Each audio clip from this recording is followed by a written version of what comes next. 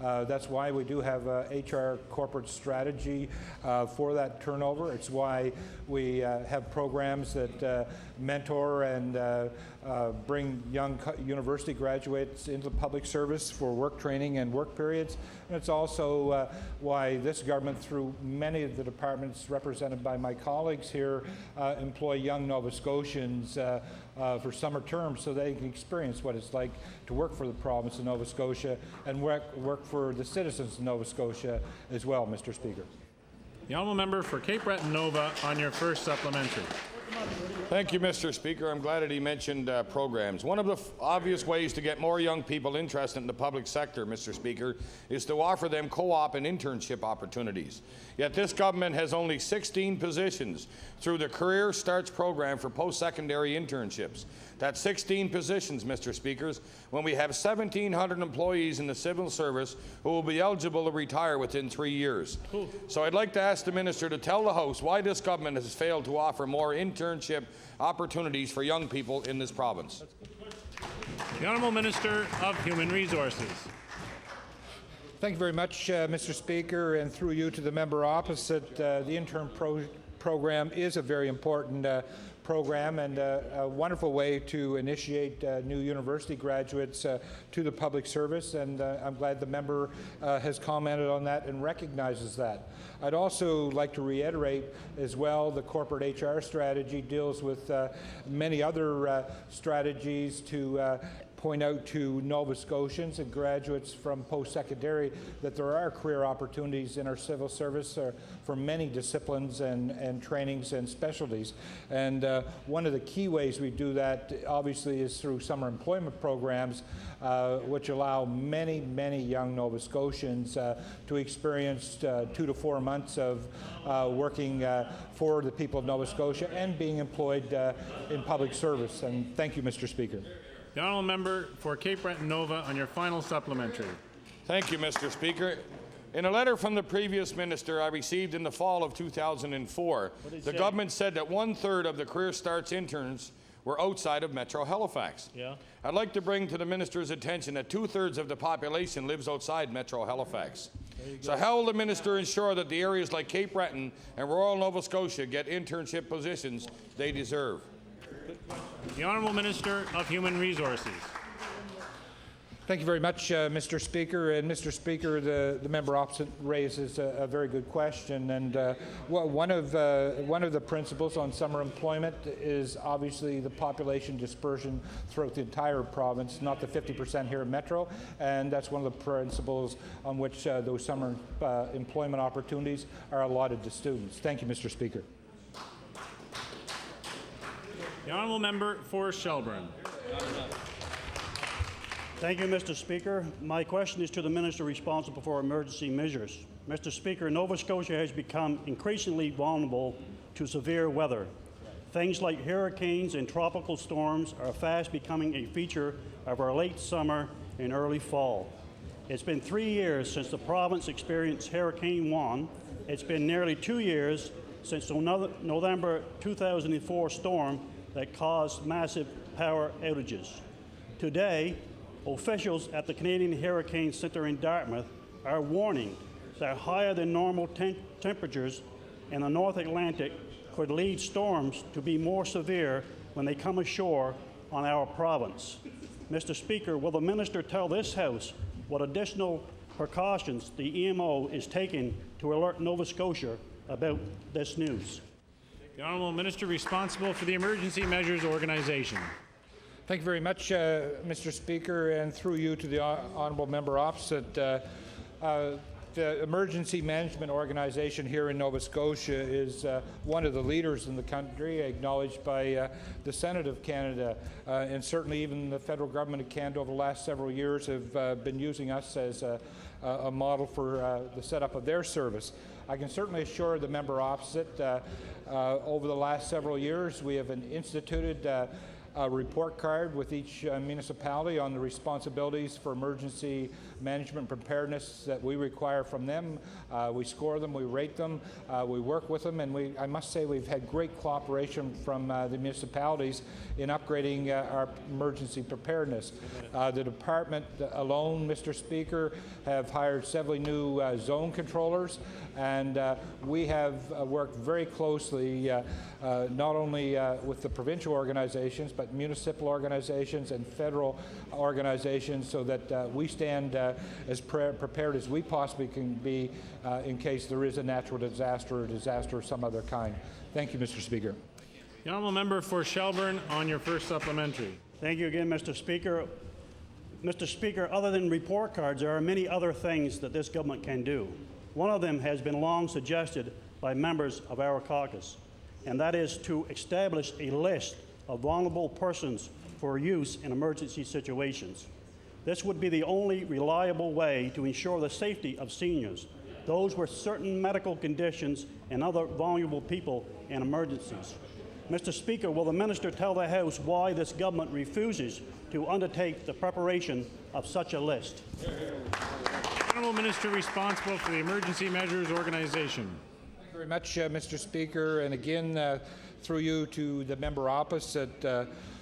One of the things in the setup of any emergency management organization, and one we adhere to very closely here in Nova Scotia, is the principle of marshalling all the resources, not only in emergency management, but in every government department across government. And the key part in organization is that EMO is there to manage the response. So we have extremely close liaison and ties with each provincial government department that have lists of vulnerable seniors or disabled or other people that could be vulnerable. We even take that a step beyond that, though. In Nova Scotia, we work with all the municipal organizations, Mr. Speaker, to ensure that we have comfort centers in place, to ensure that there are emergency centers in place. The local fire departments, volunteer search and rescue are there to handle it, Mr. Speaker. Thank you. Member for Shelburne on your final supplementary. Well, Mr. Speaker, as someone who has spent most of my life on the sea, I understand how important it is to be prepared for the unexpected. And the fishing industry has a great expression for this. Prepare for the worst and hope for the best. My final question for the minister is, who may be just hoping for the best and not preparing for the worst. Mr. Speaker, what is the status of this government's commitment to ensuring generators are installed in seniors' residences across the province? The honourable minister responsible for the Emergency Measures Organization. Thank you very much. And Mr. Speaker, the honourable member raises a very good point, and one this government, the entire government, is very proud of.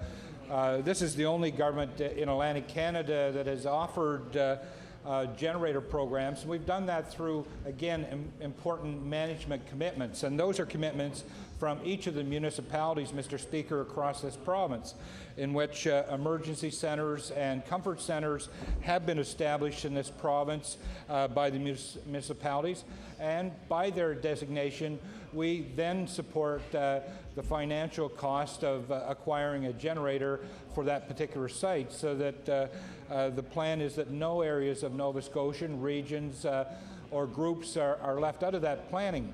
The municipalities have taken it very seriously with us. We have taken it very seriously as a department and government, and that's why those funds have been made available last year. That's why a large number of generators were purchased, and we will monitor that closely, Mr. Speaker, and if the need's there again this year, we will ensure those funds are again available. Thank you, Mr. Speaker. The honourable member for Pictou East.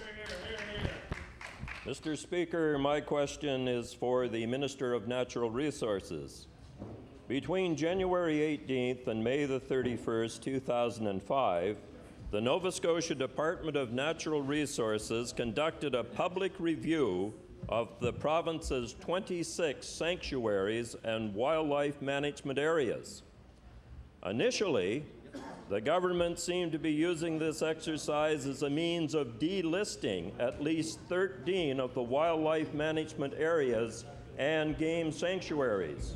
Luckily, and I say luckily, the public outcry awakened the minister of the day, and in the end, he partially listened to the people of Nova Scotia and did not delist these areas. My question for the minister is, what is his intentions with these lands now? The Honourable Minister of Natural Resources. Thank you, Mr. Speaker. And Mr. Speaker, I think that the former minister did the right thing by listening to the people of Nova Scotia. There was a public consultation process put in place.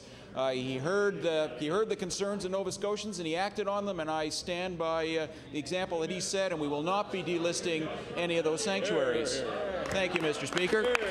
The Honourable Member for Pictou East on your first supplementary. Mr. Speaker, if in the future the province is going to want to live up to its commitment of protecting at least 12% of Crown lands, it will need a base from which to draw upon. Nova Scotians spoke loud and clear in the review, and they want these areas to be better protected. The department was right in not delisting these areas, but now it's time to take the next step. When will this minister bring forward a plan to protect Nova Scotia's sanctuaries and wildlife management areas? The Honourable Minister of Natural Resources. Yes, thank you, Mr. Speaker, and I thank the member opposite for his question and his concern about protecting public Crown land. And he mentioned 12% of Crown land. In actual fact, the member would be pleased to know that we actually protect far more than 12% of Crown land. What I think he's referring to is the target of 12% of provincial land. And in that regard, it is a bit of a challenge in Nova Scotia because we do not have as much Crown land as some of the newer members of Confederation. But this government has a very ambitious plan to, as an example, working with Bowater to purchase more of those lands back for the use of the people in Nova Scotia, and we're very proud of the steps that have been taken by this government. The Honourable Member for Pictou East on your final supplementary. Mr. Speaker, I don't think I'm getting an answer, and I hope that tomorrow in estimates that we will get much clearer answers from the minister, because we're asking about the protection, the future protection. Mr. Speaker, if nothing is done to protect these areas, the review was a waste of money and the public's effort. This government repeatedly says that it listens to Nova Scotians. Well, now is the time to prove it. Why won't this minister listen to Nova Scotians and take the next step in protecting these areas? The next step. The Honourable Minister of Natural Resources. Yes, thank you, Mr. Speaker. And Mr. Speaker, again, I'd like to point out that far more than 12% of Crown lands are already protected in this province. This is something that's happened over time. Certainly more has been added during the previous two governments under Premier Ham and now under the government of Premier MacDonald. Very ambitious commitment has been made to purchase additional lands, and particularly we're targeting the lands owned by Bowater. It's certainly exciting to be the minister at this time, and looking forward to working with them and selecting those sites that are most important for protection for Nova Scotians. Mr. Speaker, I think that this is the biggest commitment probably in quite some time for protecting Crown lands. Order, please. Time allotted for a question period has expired. I recognize the chair. I'd like to recognize the honourable member for Cole Harbour Eastern Passage on an introduction. Thank you, Mr. Speaker. I wanted to introduce in the West Gallery a constituent of mine, Will Muse. If he could stand, he worked in my campaign, has done a lot of work in the community as well, and I wanted to recognize him for his efforts. Indeed, welcome to all our visitors in the gallery today. Opposition members' business, the Honourable Liberal House Leader. Yes, Mr. Speaker, would you please call Resolution 71, gas regulation reconsideration? Resolution 71, the Honourable Leader of the Liberal Party. Mr. Speaker, it's a pleasure to rise today and speak on resolution number 71. Speaker, that resolution was introduced by my honourable colleague from Halifax Clayton Park, and it reads as follows: whereas the regulation of gas in Nova Scotia will only give consumers higher prices and will provide only an illusion of stability by the government, whereas yesterday the Chronicle Herald asked an online poll question, quote, "What do you think of gas price regulation now that the cost of gas has jumped by more than 6 cents a litre in some parts of Nova Scotia," end quote. And whereas out of the 3,175 votes received, a full 72%, or 2,274 votes, were registered stating that regulation was a bad idea. Therefore, be it resolved that members of the House of Assembly urge the government to reconsider its stance on gas regulation in our province and take advice from those who matter most, the citizens of Nova Scotia. Now, Mr. Speaker, the fact that I'm here this evening speaking on Resolution 71 is because members of the government voted no to that resolution.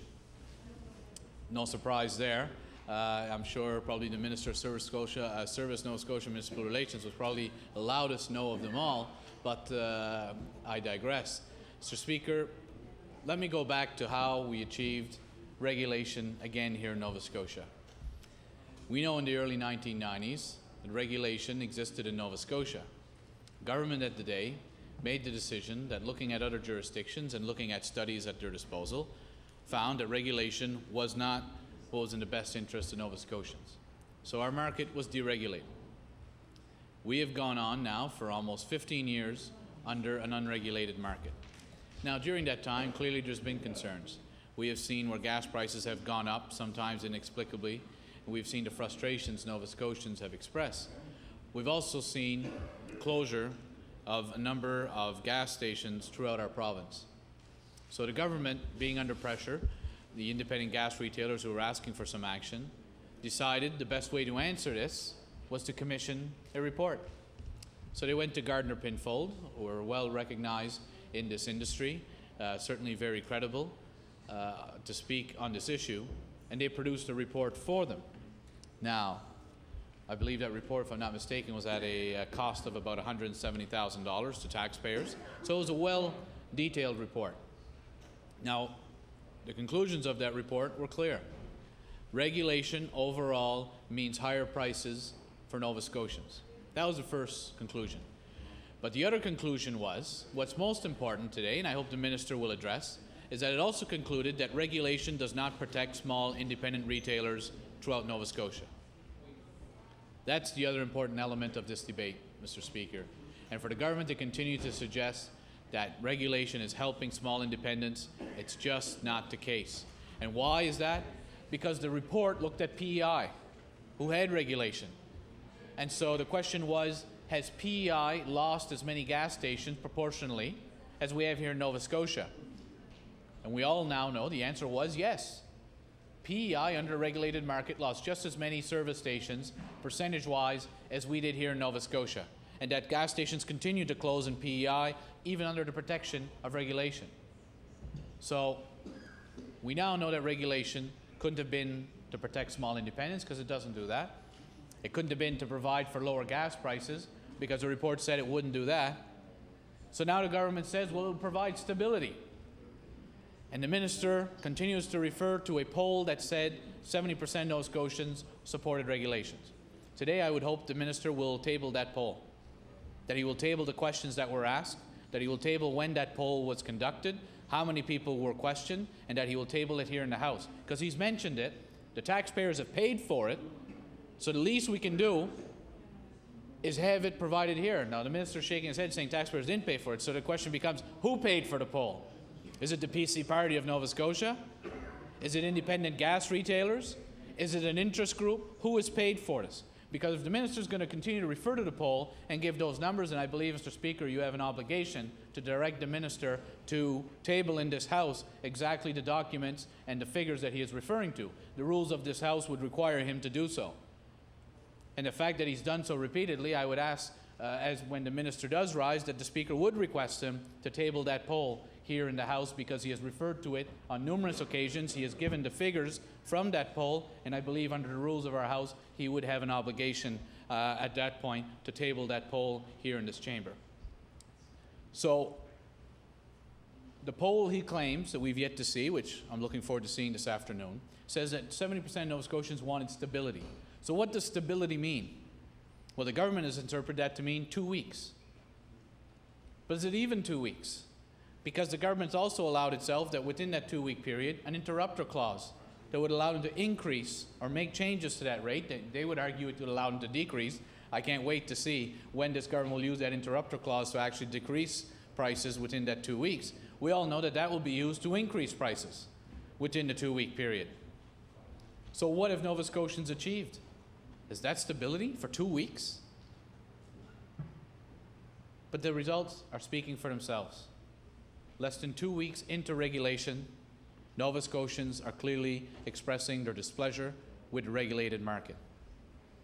If anything else, I believe Nova Scotians over the years have sent us the message that they wanted to see less red tape, less regulation, a more free market. And this is the government that in their throne speech had the audacity to again say that they were committed to reducing red tape, open up the marketplace, more business friendly, and then turn around and say, we're going to put in gas regulation, more red tape, more regulation, more interference. You know, Mr. Speaker, the government, I don't know if they're doing polling now.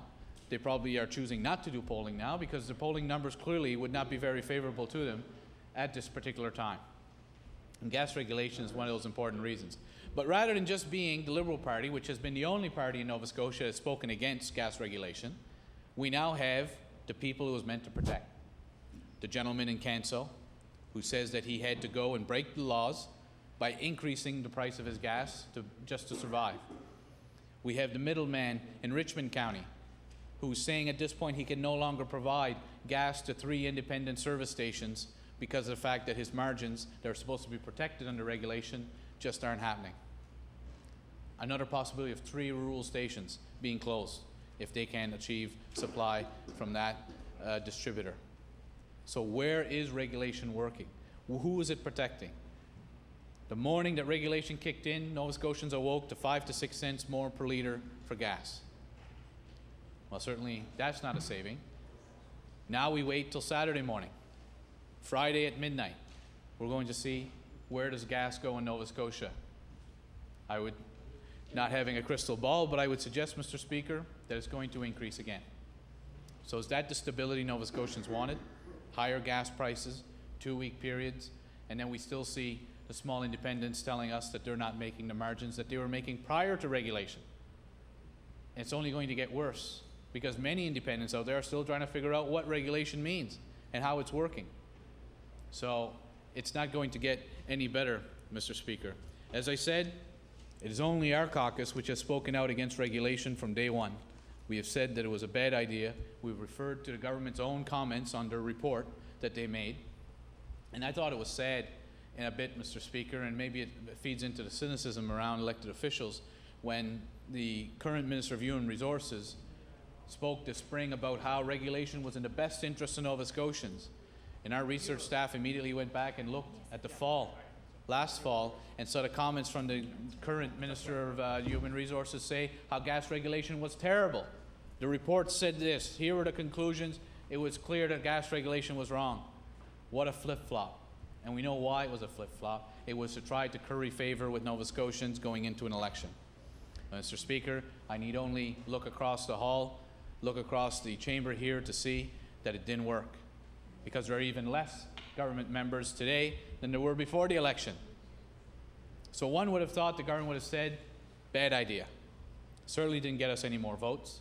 May have cost us votes, but it certainly wasn't a vote getter. So did they do the honorable thing and pull out? No. Here we are stuck under a regulated system. And Nova Scotians continue to express their displeasure.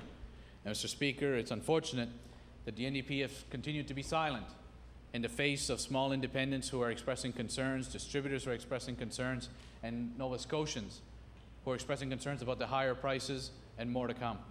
And I find it ironic today, and I think the government should hopefully learn these lessons, that now, today, how interesting to watch the Leader of the Opposition criticize the government for cancelling the Keep the Heat program. Mr. Speaker, if we look back, there's only one party that was saying to keep that program, and it was the Liberal caucus, because it was clear that for many Nova Scotians, the amount of money they were receiving under Keep the Heat was more than they'll ever receive by removing the provincial portion of the HST off home heating oil and other forms of electricity. Yet no one listened. The government thought, no, we have to go with the NDP plan and we're going to implement it. It's going to get us lots of votes. Well, again, looking across the chamber today, that didn't happen. It didn't work. There's less government members there were before. And yet, how ironic that having appeased the NDP, they now find themselves being criticized by the same party, saying that they should have maintained the Keep the Heat program and that they should move up the date of January 1st for the implementation. So with friends like that, no wonder the government finds itself in the situation that it's in today. Hopefully, the government is learning from all of this, Mr. Speaker, and only time will tell whether they are learning or not. Mr. Speaker, I don't have that much time to speak on this, and I know that my colleague from Halifax Clayton Park, our finance critic, will speak on this as well. But let me finish in the last few minutes by saying the government has at least put in an indication that they are prepared to review gas regulations after a year. Mr. Speaker, one has to question as to whether that is too long of a period to see as to whether that should take place or not. So maybe, Mr. Speaker, the government should consider the possibility that maybe an earlier date, and I'm sure those discussions can take place as we move forward, but I think it might be something at least to show Nova Scotians that the government is listening to the concerns both from retailers and from families and from distributors who overall are not pleased with the system of regulation in this province. So again, Mr. Speaker, before I wrap up my time, it is my hope that the government will reconsider the issue of gas regulation, the fact that it is not having the desired effect. And if there's one more request I can make, Mr. Speaker, and our caucus has made it before, when the government announced regulation after its previous position, which I've gone through, the Premier, the Minister, continued to say, we need to have regulations in Nova Scotia because if we don't, we'll be the only province in the Atlantic without regulation. Okay. What does that mean? But they never answer they never follow that up. They never say why it would be bad for Nova Scotia to have competition if New Brunswick, PEI, and Newfoundland had regulation. Now maybe there is a reason. I just don't know what it is. And the government's never shared it with us. Instead, they've only said, we need regulation because everybody else has regulation around us. But they've left it at that. So I would hope that the minister today, given the opportunity, will tell us exactly why. And maybe there is a valid reason. I'm not dismissing it. But they've never shared it with us. And our attempts to get them to tell us why they say that and why it might be a bad thing, they never answer. So are they just saying it because they have nothing else to say? Or is there something more they can share with us that may justify their actions? So again, I'm not passing judgment. I'm just saying we need more information, and you can't make the blanket statement, we need regulation here because everyone else has it. That's, again, goes to the whole thing. If someone jumps off a bridge, are we all going to do it? Well, here's the question again. Why are we doing regulation because everybody else is? And if that's the logic, part of the logic why the government did it, let's hear the economic and the other social reasons as to why that was the case. So, Mr. Speaker, in closing, I do hope that you will ask the minister to table in this House the poll that he has referred to repeatedly, that he has cited specific numbers from, and that we can have that here for all members of the House to confirm the exact figures that the minister has been providing on this House, to this House on numerous occasions, and I hope you will instruct him today to table that here so we may all have the opportunity to see exactly the question asked, who commissioned the poll, and how many Nova Scotians answered that based on what the minister has been telling us. Thank you, Mr. Speaker. Order, please. Just Before I recognize the Honourable Minister of Service, Nova Scotia Municipal Relations, I would just like to comment with regards to the request made by the Liberal leader, and that is with regards to the publication or the tabling of a document that the Minister would have referred to. It is my understanding from the discussion and debate that I have been privy to in this chamber, the Minister has referred to some polling information and a specific number, but has not got into detailed specifics around that, has not brought a document and read from that document in the chamber. And as the honourable member would know, in making any statements, we take all honourable members at their word in this chamber, and whether that is statements on behalf of concerned constituents and or their other work. So I don't feel or believe that the minister would have an obligation to have to table something today and likely with regard, just because of the generalities he's spoken to around that information. The Honourable Leader of the Liberal Party. Well, thank you. Yes, I just got the wrong, yeah, there we go, wrong mic. Yes, Mr. Speaker, I guess just in hearing your ruling, I would simply point out that the minister has not only given the figure of 70%, he has gone on further in his comments to specifically say what that 70% were supporting. And he has gone on to give a clear indication of exactly what they were being asked without telling us exactly how the question was put. But it's not just a matter of referring to a figure at will. We all tend to use that. But the fact that he's followed that up by giving specific information behind that figure, and unfortunately when he's standing, I don't know what's on his desk. He may have had the poll directly in front of him. Unless he held it up for us to see, it's difficult for us to tell whether he had it in his possession at the time and that he was specifically reading from that. I just find it concerning that if a minister is going to stand in the House, talk about a specific poll, talk about the exact number, result, what kind of question that they were speaking on. I believe that's getting into specific details, and it's not just a general document. At that point, it's quite specific. He has done it on numerous occasions, and so I would just ask you to look at the fact that under the circumstances I've just raised, the repeated nature that it has taken place, and the fact we have no idea if he had it right in front of him to be reading from at the time, I do believe it does meet the test of asking the minister to table that document in the House because of his frequent and specific reference to the details of that document. To the Honourable Leader of the Liberal Party, I will take your comments under advisement and report back to you. However, I believe some of the normal course of questioning around supplying of that information would be in the course of a question period to the Minister in terms of the statements that they have made. However, in the context of what you've represented, I will take it under advisement, and I'm sure the Minister will be happy to speak to his statements as well. I'd like to recognize the Honourable Minister of Service, Nova Scotia and Municipal Relations. Thank you very much, Mr. Speaker, and the resolution today on the appropriateness of gas regulation is one that has been not only in this House but in the public agenda for quite some time. It's about 11 months ago. I guess I remember a trip to Prince Edward Island when the price of gasoline in Nova Scotia spiked to about $1.40 a liter.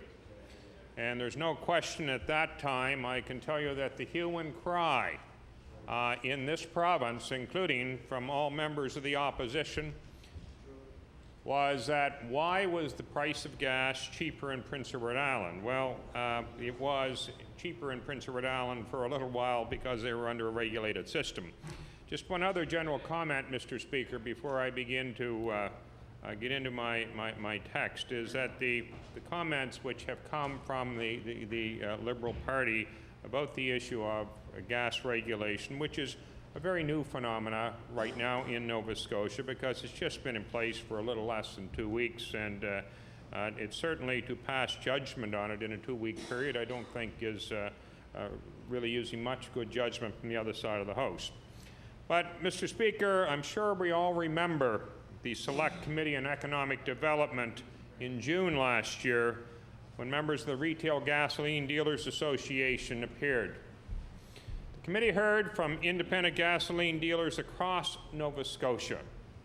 They told us how they were being squeezed out of business, how they needed regulation, or else gasoline stations in rural Nova Scotia would start to close. The retailers, Mr. Speaker, certainly received the ear of the committee with a great deal of sympathy. There was no question in the minds of the committee that these independent gasoline dealers were in a bind and they did need some help. But it's not only the small business owners who make their living selling gasoline that asked for help. In my office, there is a file the size of 2 Halifax phone books. It consists of letters written in 2005 alone from ordinary Nova Scotians, consumers of gasoline, who were fed up with the sudden and sharp increase and the slow and tiny decreases in the price of gas. They spoke of their frustrations, Mr. Speaker, about how the same gas could cost more in the evening than it did in the morning. They wrote about how frustrating it was for the price of gas to always go up like a rocket, but come down like a feather. It seemed that the only ones who were happy with the status quo were the major oil companies. Now, let's not forget, Mr. Speaker, that if we did not regulate, we would be the only province in eastern Canada without regulated gas prices. So now that we have regulated gas prices in our province, what does that mean for Nova Scotians? Well, Mr. Speaker, regulation will mean different things to different sectors of the industry and to the general public. For consumers, it will mean more stable gasoline and diesel fuel prices, except for ordinary circumstances. The price you pay when you go to work in the morning will likely be the same price you pay when you drive home in the evening. In fact, it wouldn't be unusual, Mr. Speaker, for the cost of gasoline and diesel fuel to remain unchanged for up to 2 weeks at a time. Now, I must say, in the event of disasters like Hurricane Katrina, the price may change more rapidly, but other than that, the days of the 2 or 3 price changes in a single day are over. Now, if you are a gasoline retailer, it will also mean that when international crude prices or other factors drive the cost of gasoline up, you'll still be able to make a fair profit instead of being caught in the squeeze between consumers and gasoline suppliers. In turn, this means that for Nova Scotians in the rural areas of the province, where it's a 10 or 15-minute drive to buy gasoline, the chances are that your local gas station will continue to operate a little better than now. And that means if you're a senior or traveling in winter weather, you'll still be able to get the amounts that are an essential service to you and to your community.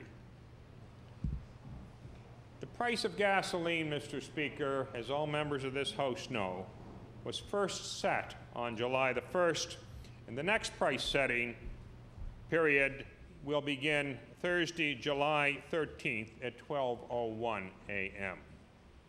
After that, the price will be set every second Thursday with an interrupter review during the interim week to determine if substantial changes in the world market require a price adjustment. If markets are fairly stable, Mr. Speaker, there will be no need to change prices for more than 2 weeks at a time. The regulator's authority for price regulation is contained in the Petroleum Products Pricing Act, Bill 79, which was passed by the legislature last year. Service Nova Scotia and Municipal Relations has been responsible for Petroleum Pricing Products Act since its inception in the spring of 2005. Now that the Act has been proclaimed, the Department will act as the interim regulator until November 1st, 2006, when the Nova Scotia Utility and Review Board will take over authority for gasoline and diesel fuel recommendation. Now, the UARB has indicated that we'll be holding public hearings in relation to gasoline and diesel pricing in Nova Scotia before it resumes its new mandate as the regulator. The interim regulator is using the New York Harbor daily spot price for gasoline and diesel oil. A similar benchmark for the general public can follow at no cost is the NYMEX daily spot price, which happens to have a website of www.nymex or nymex.com. Based on this daily spot price average, the regulator will add a fixed wholesale margin to cover wholesaler costs, including zone differential for transportation within the province and also a profit margin. The fixed wholesale margin has been set at 6 cents per litre plus the zone differential ranging from 0.3 cents per litre in Metro Halifax to 2 cents per litre in most of Cape Breton. On top of that, the regulator sets a minimum retail margin and a maximum retail margin. Now, the regulator will be monitoring and analyzing a variety of local and international market data, as well as information it collects under the Petroleum Products Pricing Act to determine that prices remain fair and reasonable, and if a price adjustment is necessary. In the event that markets are either consistently rising or falling, the regulator has the authority to forward average so that the increases are smoothed out over time or that decreases can be accelerated in terms of saving for the consumer. The cost of energy is now the single largest component in manufacturing and has surpassed the cost of labor and raw materials.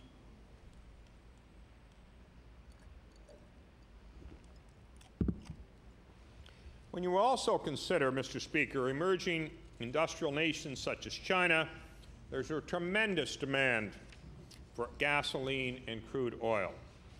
In fact, both of these commodities are traded on a global market virtually 24 hours a day and often reflect geopolitical events that occur well outside our national borders.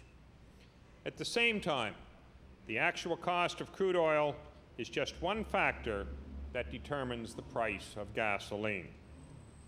Other national policies, such as the U.S. intention to stockpile a year's supply of crude oil and gasoline to deal with emergency circumstances, the recent events in Iran and North Korea, and they also affect the cost of these products, as does the Organization of Petroleum Exporting Countries when they meet to set production limits.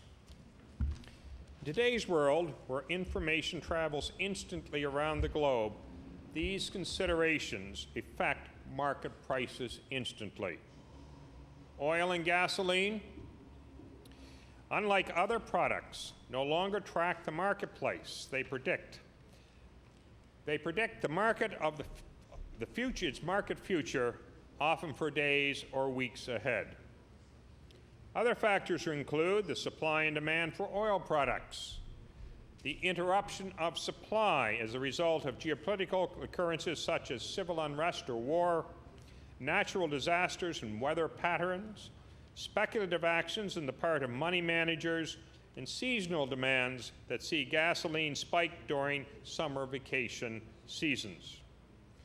Well, people often ask, Mr. Speaker, isn't Canada self-sufficient when it comes to oil and gas? Why can't we just set our own price here in Nova Scotia? Well, Canada is a net exporter of crude oil on the world marketplace, and while most of what we export, in fact, goes to the United States, it is sold on the global market price at world prices. Just like any other product, be it lobsters in Boston or Christmas trees in Texas, producers naturally sell into the market willing to offer the best prices. You look good there. The reason we pay higher prices is because we don't compete as consumers, i.e., by offering lower than fair market value. suppliers will simply sell to another customer. That in turn could result in supply shortages for gasoline and oil here in Nova Scotia.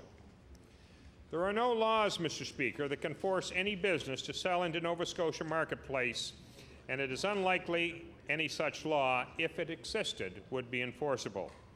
No firm would sell into a market where sustained losses are likely, and in short, Mr. Speaker, industry withdrawal from the marketplace would occur. The reality is that consumer demand plays a larger role in high market prices as to most other factors. While it's popular to blame the industry for high prices, international markets decide the market price, not the oil industry. The laws of supply and demand are at work, and international markets react to such demand. The purpose of regulation is to provide consumer confidence in the fact that they are being treated fairly, and that prices, while they may be up or down, they are justifiable. Part of that responsibility for consumer protection also relates to ensuring that there is supply available for consumers.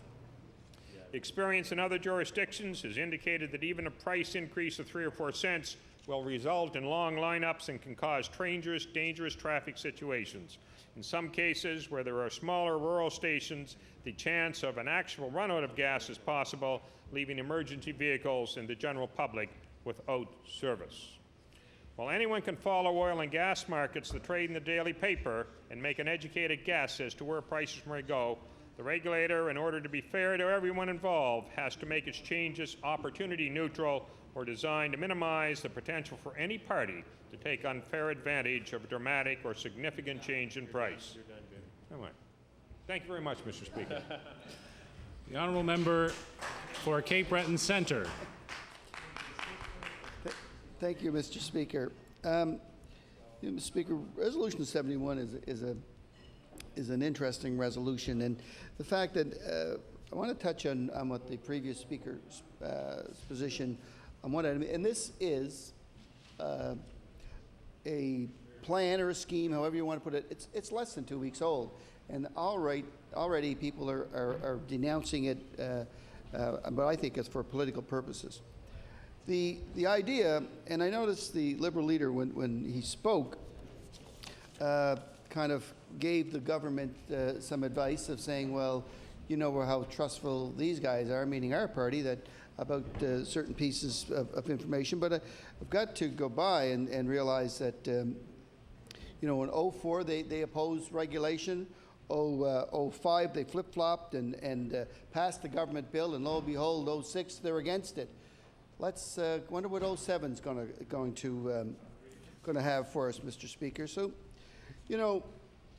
a regulated market used to be kind of put aside here in the province because the essence of it was you're the only one here. Just little Prince Edward Island's the only left regulated, and therefore that it's just too big a tiger to grab and try to wrestle it down. Well, lo and behold, we get Newfoundland with regulation. We've got New Brunswick with regulation. We've got Quebec with regulation, and an all-party committee in Ontario, which I believe is a Liberal province, looking at regulation. So now what we have is more than geographically half the country, and probably more than population-wise half the country, looking at some form of regulation. Now, 2 weeks into it, is it fair to pass judgment and say that this is an ironclad way to protect consumers when it comes to regulation? I would say no. That, it's the former minister responsible for this act. We talked about this act, we voted for it, and we disagreed on sections. But you look at it in its wholeness. And there you look at it from the perspective of, is there something in there that can move this forward, and that being regulation? And I think it is. And I think what we've got to start looking at, though, is that, if you listen to the Liberal perspective on this, they're saying we're paying too much for it. We're paying too much for motor fuel this week. Well, I guess if that's the case, then at 12:01, prices are going to go down. If we're paying too much now, isn't that what the regulated market would tell us, that it will go down. So we'll find that out at 12:01. So, and I'd like to know where that comes from. Now, you know, what we have a very different market as it relates to motor fuel, especially in this province, because you've got to take Metro, HRM here if you will, as an anomaly.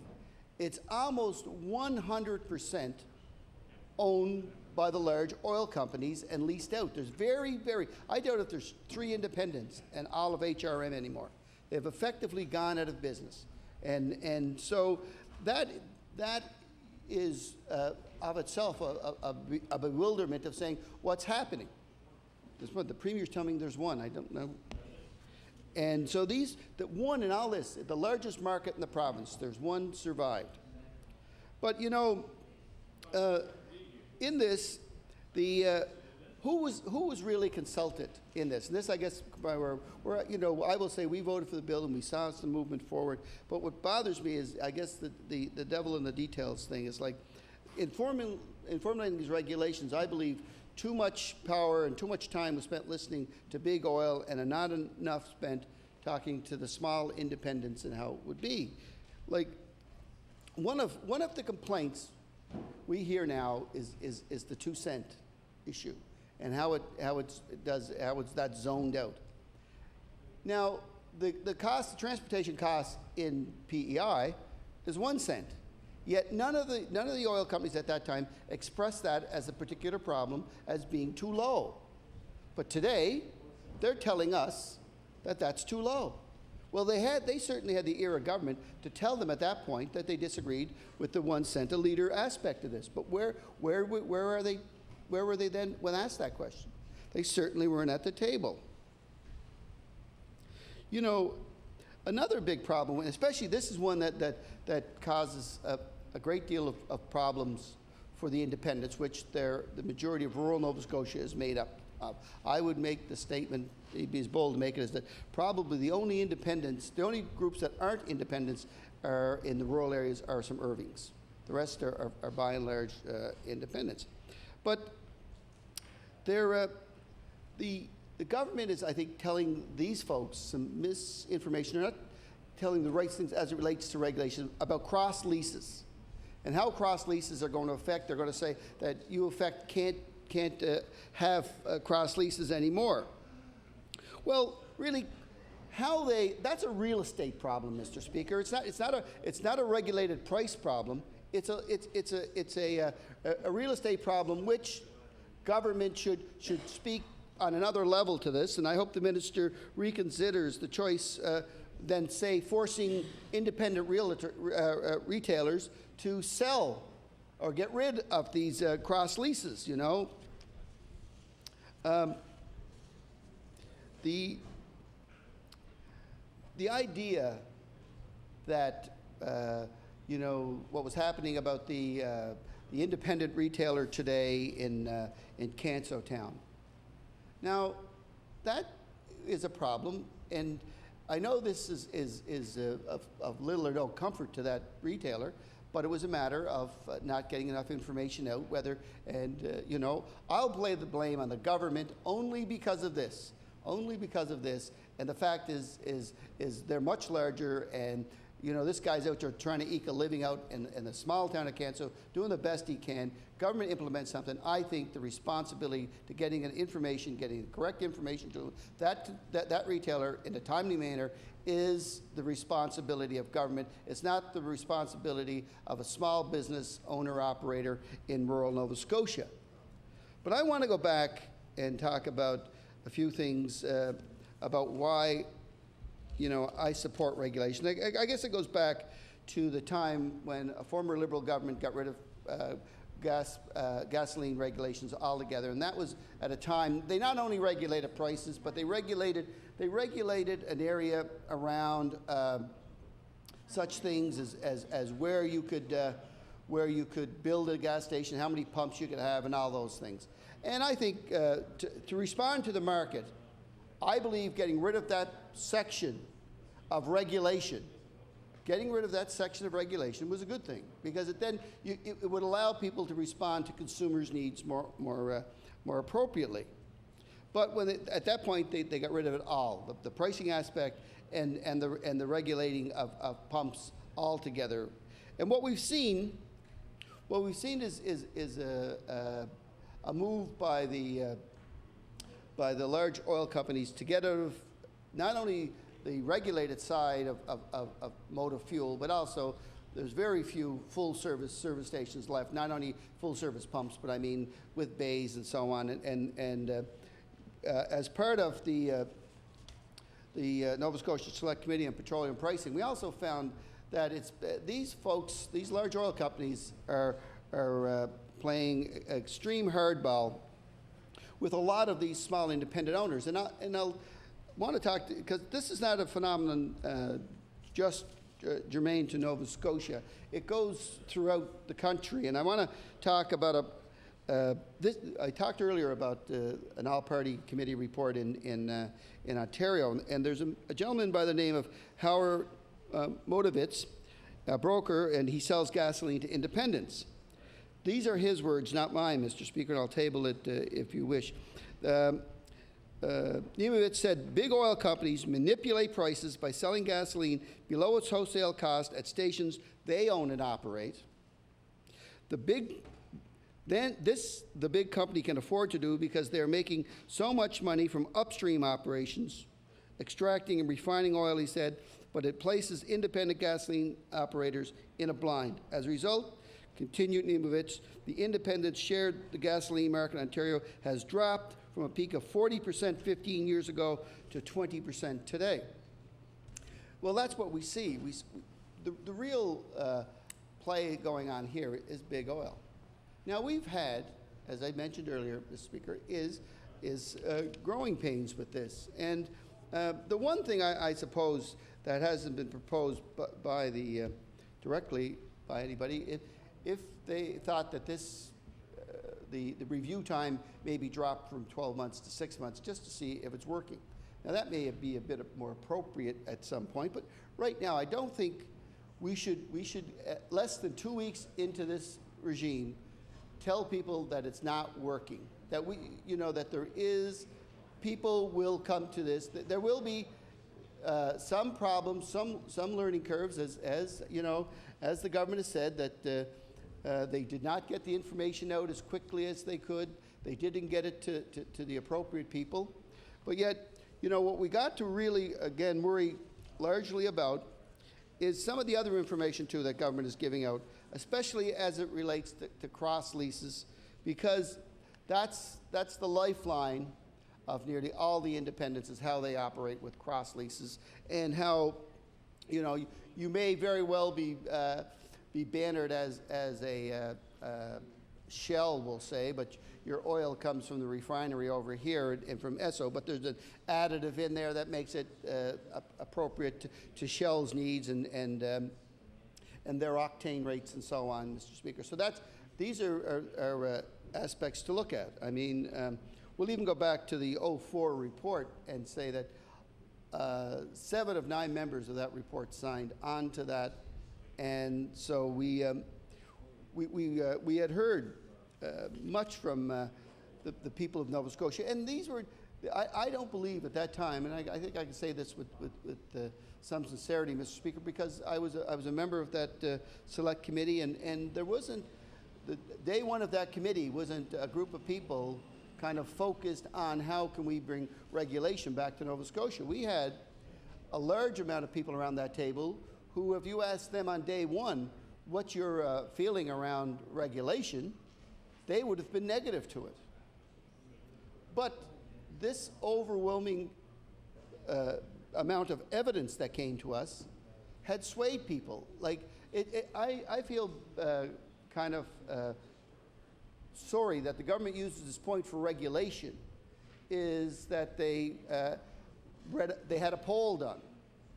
And the Liberals, their reason for opposing it, because a poll was done in the Halifax Herald. But I mean, when you saw the preponderance of evidence that was given to our committee, then you'd realize it. You would realize it when when the fire department and in rural Nova Scotia had to travel 40 minutes back to Shetty Camp from Pleasant Bay to get petroleum for their fire trucks, because that's no garages in Pleasant Bay. That's like the Premier saying there's no, and he's right, and that's the problem. And a lot of this was a lot to save these areas. Now, again, I've got to admit there was a blip this week about some people in the rural areas, but we're hoping, I would hope, that the government would be responsive and responsible enough to fix those. But I'm asking this legislature today that I don't think this is the time to say it doesn't work. I think this is a time to look at it. We're giving price certainty. I've never been one to say that this will guarantee low prices. This will guarantee price certainty for a while. You see the studies done in Ontario, they say this, and then so they're probably heading in that direction. So we're going to have Ontario, Quebec, New Brunswick, Nova Scotia, Prince Edward Island, Newfoundland under some kind of regulated regime. So I think it's the reality of where we're moving to protect consumers, and it's a good deal. I would have wished for a little clearer one for consumers, but nonetheless, Mr. Speaker, I would ask I would not be supporting this resolution. I would ask, give this some time, and I think we should give us some time to study it and come back and see if regulation really works, and I believe it will. Thank you. Hear, hear. The Honourable Member for Halifax Clayton Park. And thank you very much, Mr. Speaker.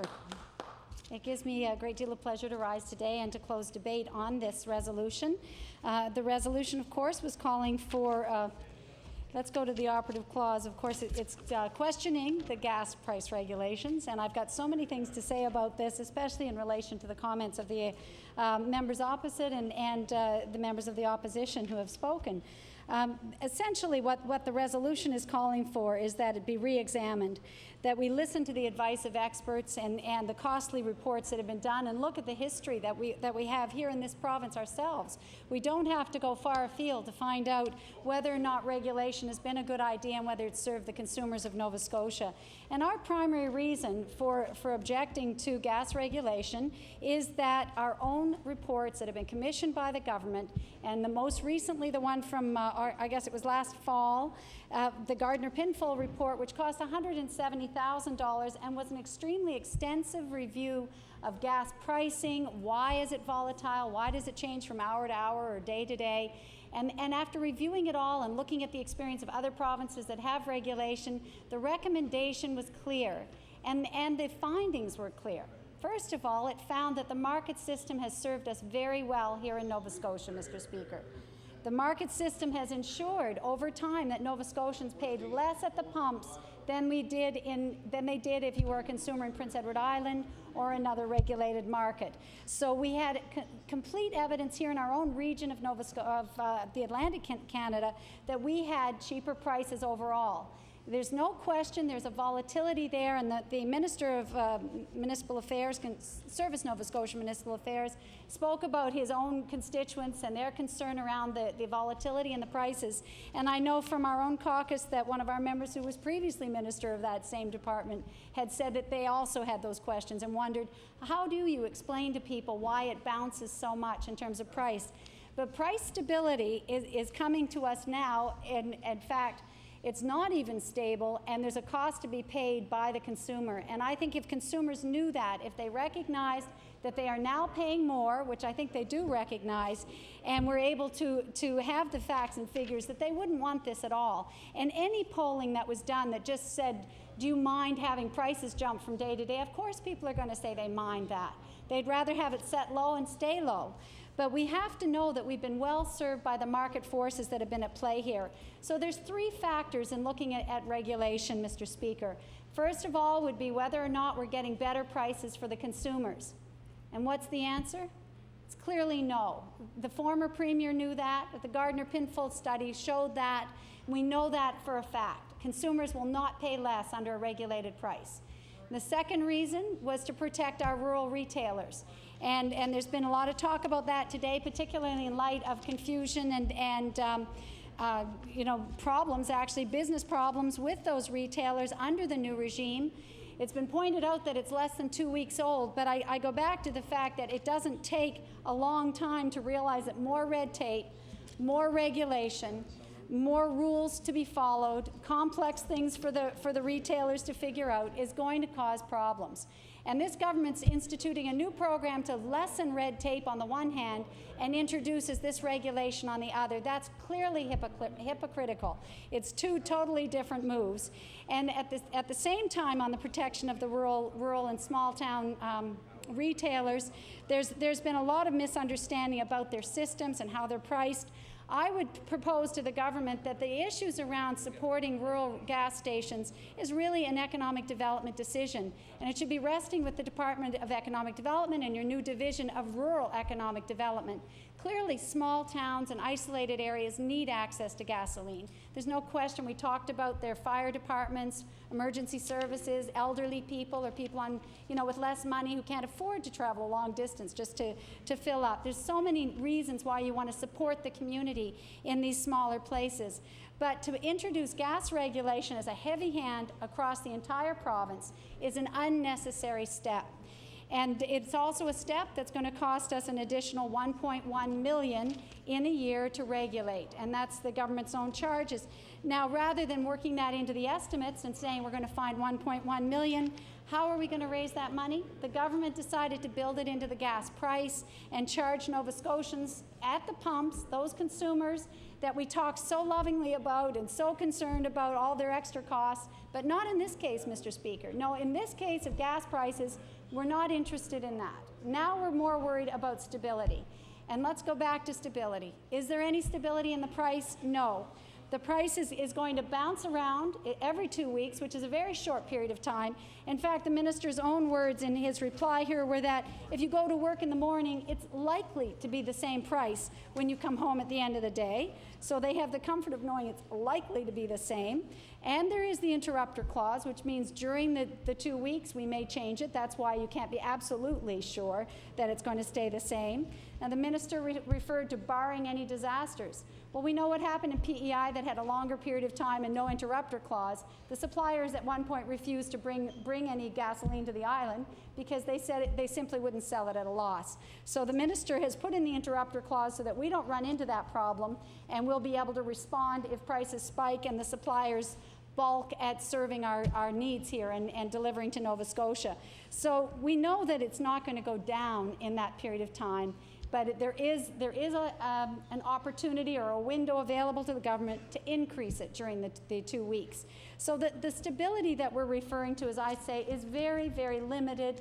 It's more of an illusion of stability, and it's an illusion really that the government is doing something. The government was being bombarded, and the minister referred to having many, many contacts from constituents, the size of 2 phone books, I think we were told, and everybody had calls on this issue, but because the government was unable to explain it properly to people or explain that the system was working to the best advantage, they've gone instead to what becomes an easier thing to do, a stroke of a pen, and we'll create regulation.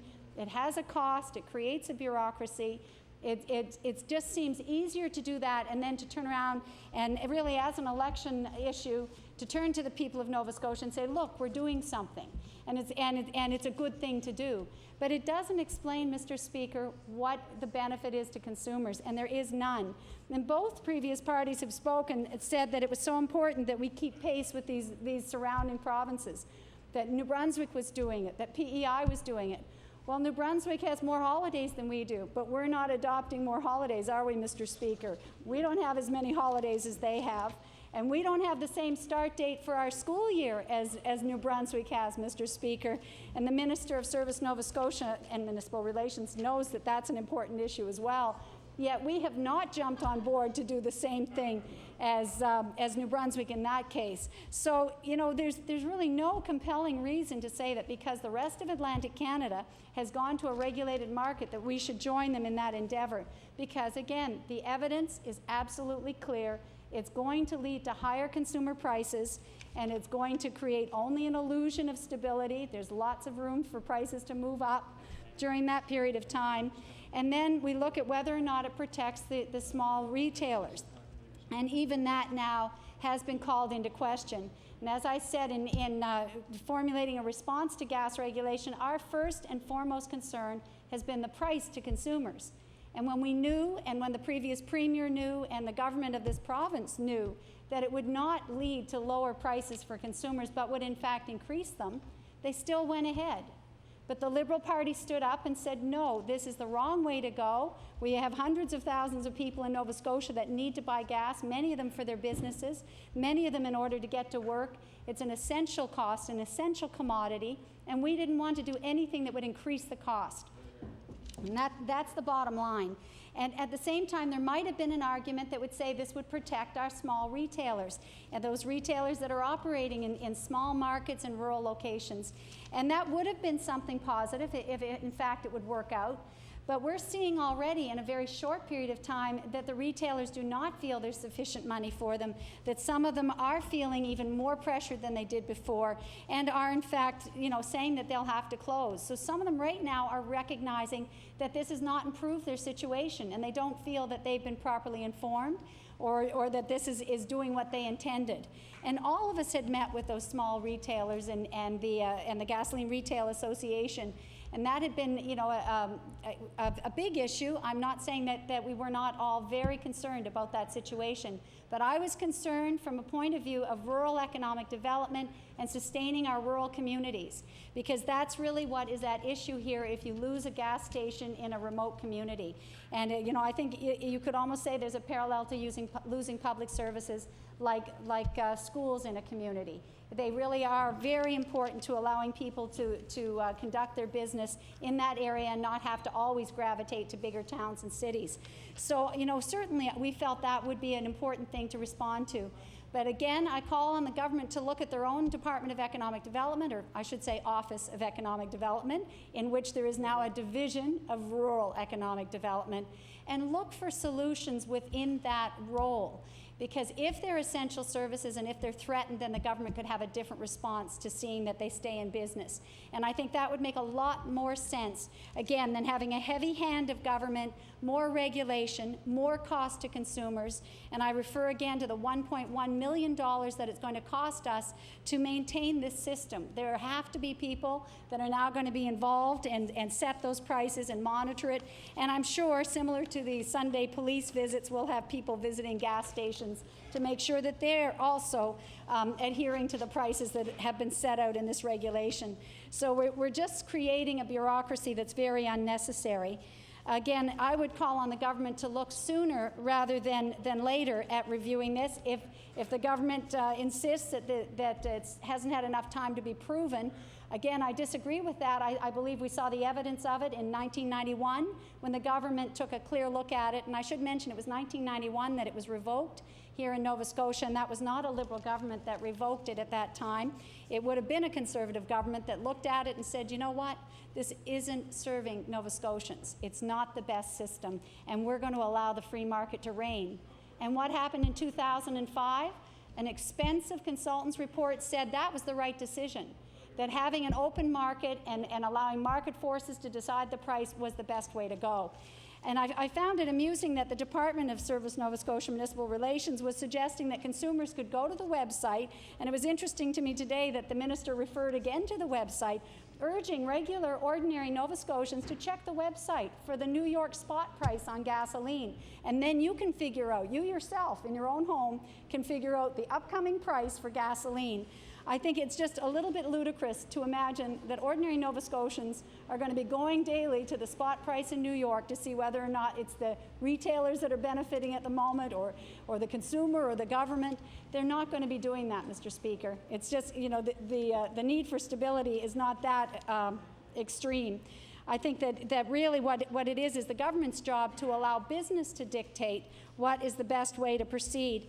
And Mr. Speaker, it was suggested by the NDP that there are political purposes for mentioning and for raising in the House the issue of gas regulations.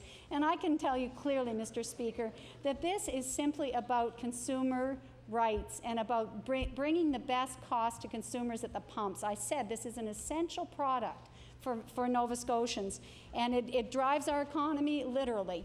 So it's very important for us to speak out when we see a policy, Mr. Speaker, that is going to harm Nova Scotians in their pocketbook at the gas pumps every time they fill up. And I don't call that politically motivated. I believe we're all elected, and we sit here to use our judgment based on the best information available, based on the advice of our bureaucrats, and what the people within the Department of Energy and the Department of Service Nova Scotia Municipal Relations are advising. And I would sincerely doubt that they were advising anything to do with gas regulations. That is a politically motivated move. And as I said earlier, it was a very expedient thing to do on the eve of an election. It was an NDP-suggested platform. It was adopted by the Tories, and they ran an election on it. And we were alone in saying that this is not good for consumers. In fact, to take a little note out of the NDP's book, it's not a better deal for families. It's not a better deal for families and drivers and parents and everyone else that lives in Nova Scotia. So again, I would urge the government to look sooner rather than later at seeing this changed. I think that we should be looking at conservation measures, and perhaps the new Conserve Nova Scotia, no matter who manages that department or agency, will look at methods to conserve, because the minister referred to spikes in prices during seasonal times. Well, those spikes are driven by consumption. The price goes up in the summer because people are on the road traveling, visiting family, and going places on holidays, and that's clearly what drives it. And if we could get a diversion of use, we'd do a lot better in the long run. So conservation is the right way to go, Mr. Speaker, and I would hope that in the next few months this will be withdrawn and reviewed. Thank you very much, Mr. Speaker.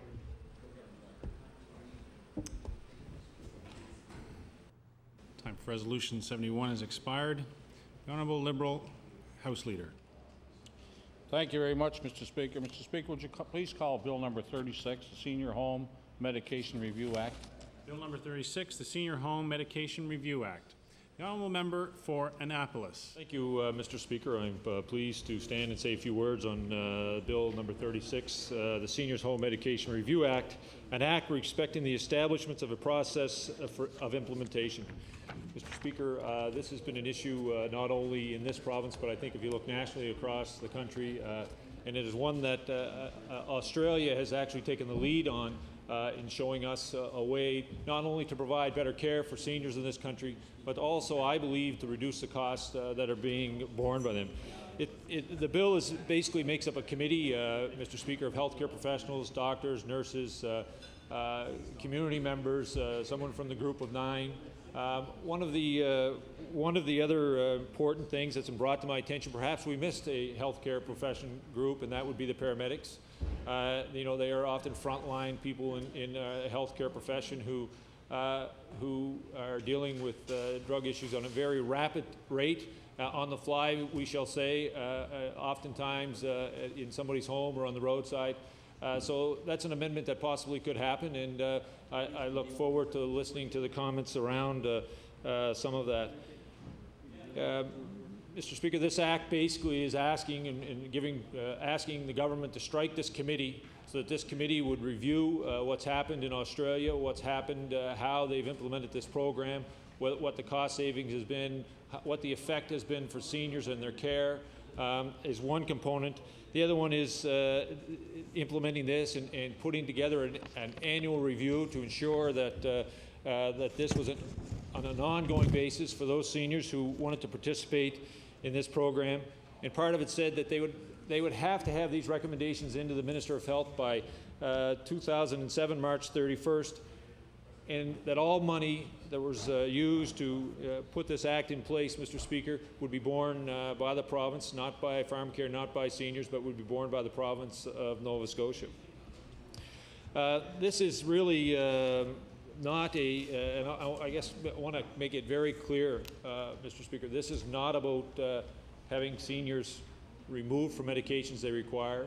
This is not about looking at the formula that is used to decide which drugs are on formulary process to decide which drugs are on for pharmacare that are being covered. That is not at all the intention of this bill. The intention of this bill is to ensure that when seniors are given medications over the period of a 12-month period, that they have the opportunity to go to a healthcare professional to ensure that there is not a conflict between the medications that they are being provided. If you look at what's been taking place in other jurisdictions, and that the quality of care that's been provided to those seniors that has increased, as well as a cost reduction, quite frankly, to those seniors, Mr. Speaker. But really, this goes back to providing the best possible care. In the last government, we introduced a bill called Self-Managed Attendant Care, which provided care for people with disabilities. It provided a better quality of care, and it provided at a cheaper cost to the province of Nova Scotia. Mr. Speaker, I think this is another common sense piece of legislation which does the same thing. Provides a better quality of care to those seniors in our province, and it provides it at in my view, at a cheaper cost to those seniors. It is important to note that this is a voluntary process. You know, seniors will not be forced to enter into this program, but it is one that if we make available for seniors to be able to go on an annual basis to have that reviewed. As I'm sure many members in the House will remember, in February there was a study released at Mount St. Vincent on aging, and some of the findings were interesting. There was a quarter of the province's seniors did not follow their doctor's orders when it came to taking prescription medication, Mr. Speaker. Part of that was because, I think, on a couple of reasons, but the study pointed out four basic reasons. Drugs were too expensive. They were worried about the side effects. They felt that the drugs did not work, and they felt that their condition would not improve. Mr. Speaker, this legislation would help relieve some of those fears and concerns. Number one, it would reassure Nova Scotians that the medications that are being prescribed to them, medications that are extremely expensive, are necessary. It would also reassure them that there will not be drug reactions with one another. It allows them that sense of security, so to speak. Mr. Speaker, it also, I think, would eliminate not only the reaction there, but it will eliminate the duplication that happens sometimes between in the medical profession. But this, again, and I want to reiterate, this is about providing the best quality care for our seniors that we can do. And this annual review would eliminate some of those concerns. One of the other things that was interesting in this study was that low-income seniors were the most vulnerable. Surprise, surprise. Many of those, I would say to you, that were the 25% that were not following their doctor's orders, some of that was based on cost, Mr. Speaker, of not being able to afford that medication without feeling, quite frankly, that medication was going to provide them with the relief that was required to ensure that the expenditure was going to solve the issue that they had. When I mentioned earlier about Australia and what they were doing in Australia and the findings in some of what they were doing down there was interesting as well. When you compare it to what was happening at Mount St. Vincent, it was interesting that 90% of these seniors had at least one medication-related problem. When you look at the study that was done in Australia, 90%. 33 were found to require additional monitoring, Mr. Speaker. It wasn't a one-time issue. It was one that the healthcare professional who was chosen in Australia as a pharmacist, that doesn't necessarily mean that who it has to be here in the province of Nova Scotia.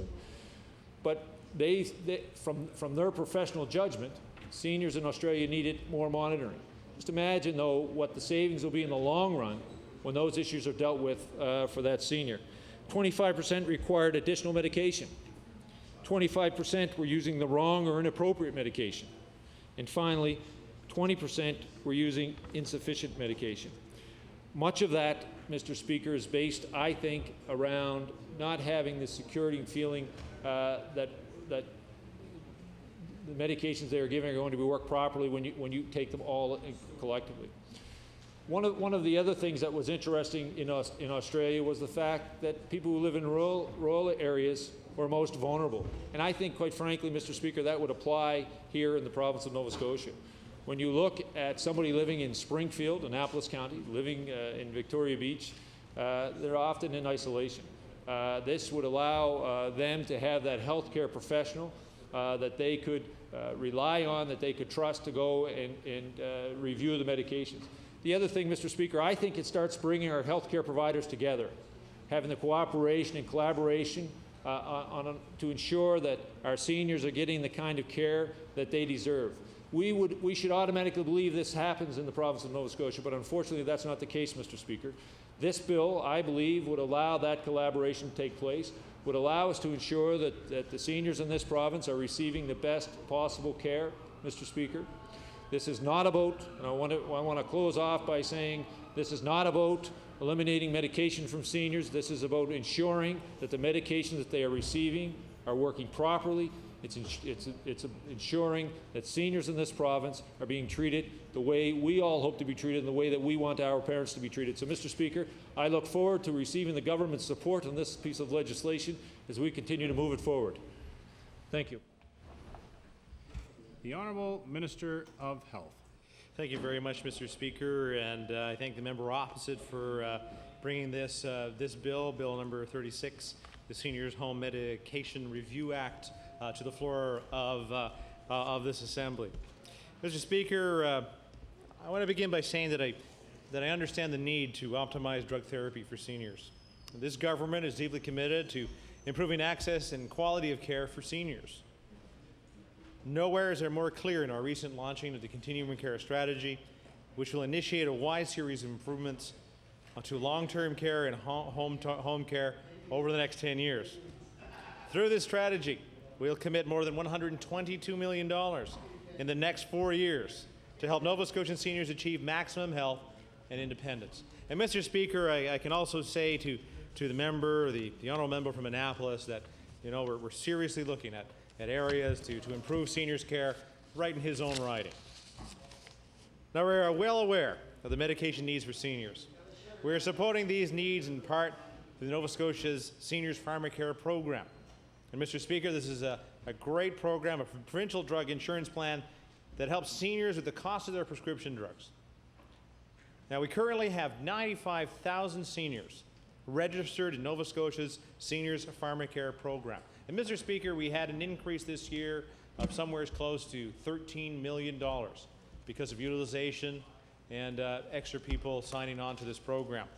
And Mr. Speaker, I can also commit to all members of this House that we are currently making changes as the request from the Group of 9 to allow for the cost of their prescriptions being spread over a longer time because of the issue of having a fixed income and being unable sometimes to afford the almost $300 that they might have to dole out on a single month's worth of drugs. Now, we're certainly aware of the problems that result from taking medications, not just for seniors, but of course for people of all ages. There are both risks and benefits that come with the use of medication, and those risks increase when individuals are on multiple medications or are living with chronic disease. And currently, Mr. Speaker, I have a personal case where I have an aunt that was on a whole course of treatments to give her the best quality of life possible. But unfortunately, she's at a point where they're really reviewing the medications that she is receiving and trying to making some adjustments so that she can continue with the quality of life that she had. But it is a concern with the amount of drugs and the different types of things that each one of them do. And Mr. Speaker, I can say as well that pharmaceuticals, even though they help with the quality of life, they help maintain a certain level of health. Most of these pharmaceuticals, of course, are not cures for anything. They basically keep things in check. So if one's not working right and the other one's reacting with another, it does cause great concern to most health professionals. Health professionals are also well aware of the risks that come with medications. These care providers, pharmacists, doctors, nurse practitioners, already carefully monitor the medications prescribed to their patients. Now, pharmacists have a particularly important role to play in regards to monitoring drug therapy and to promote the appropriate use of drugs. And Mr. Speaker, I'm confident in saying that they're doing their best on a daily basis to ensure this is a part of the service that they provide to seniors and indeed to all patients in Nova Scotia. And I got a whole bunch of discussions going on at the same time here. But I'd also like to say that the pharmacists also hold a key that maybe some other health professionals don't have. As you're working with a patient and you have your health record, and I know my health record, for example, is thick. It has lots of pages on it. Not because I'm a sick person, but because I do visit my doctor on a regular basis. And I know that if she's prescribing something to me, she might not be aware of some of the things she has prescribed to me in the past because it might be a few pages down. And what a pharmacist has is, of course, your basic health record of prescriptions sitting there in front of them on the screen. And I think that they have a better opportunity to look at those medications and make suggestions on which ones would work and which ones don't work, and make changes accordingly. And I'm saying that I personally, and through discussions with pharmacists and with different groups, that I like to find a way to allow pharmacists to make more decisions and give them more leeway on offering pharmaceutical solutions to patients and people in Nova Scotia. And I do believe the medication review process would help all care providers do a better job. The governments, too, would be interested in exploring models that would encourage collaboration among care workers and ensure Nova Scotians continue to receive the best care possible. The question remains, however, whether the Australia model, has the best program for Nova Scotia. Now, we certainly cannot know what the best model for Nova Scotia is without an extensive review that would include looking at the literature and experiences in other jurisdictions. Right. The Australian government introduced the Home Medicine Review in October 2001. It is a program that promotes collaboration among physicians, pharmacists, and other healthcare professionals with the aim at improving patient health and well-being. Funding provided for the implementation of this model over its first 5 years was significant, $18 million for physician services. And of course, we are talking about Australia, which of course has a population a lot larger than Nova Scotia. $25 million for pharmaceutical services, and $20 million for the medication management review facilitators. And though we are aware of the Australian program and its successes, and the member from Annapolis underlined a number of those successes, and I think we all can extrapolate what some of those successes would be because of the continued health of Nova Scotians. We are also aware of some of the pitfalls experienced with the implementation of that model as well. Now, for instance, uptake on the program had not been as high as expected.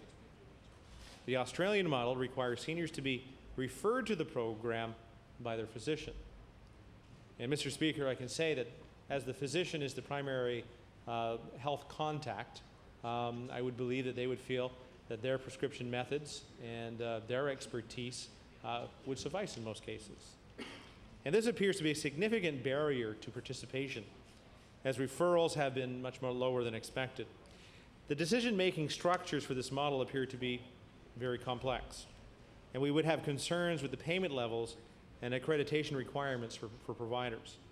In addition, there appears to be issues related to data collection and evaluation.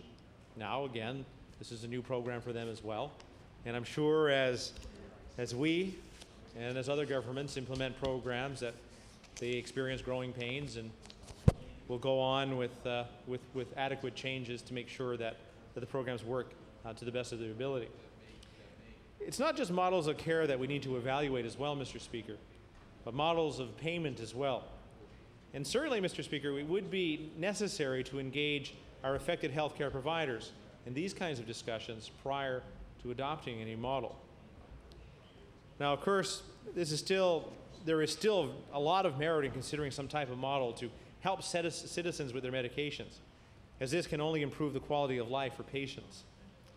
But it also seems to me, Mr. Speaker, that it would make sense not just to look at Australia, but to look at models that are already in use in this country to see what kind of success they are having, and to what we can learn from the experiences of other provinces. Now, Mr. Speaker, let me make it clear that we would always consider improvement to our healthcare system that would mean better care for seniors and others. And I believe that this bill brings forward an important issue. And again, I thank the member opposite for bringing it to discussion here in the floor of this legislature.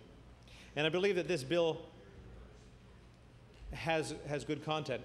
And I also say that that even with a quick discussion here in the House, we can also see some improvements, some changes that we might want to bring forward to it, being that we, in the list of professionals that would be included on the review committee, the honourable member from Hants West suggested that maybe we should have paramedics on there, as paramedics are a frontline care worker that deal with a lot of these patients at their worst time, when they're sick and in need of emergency care.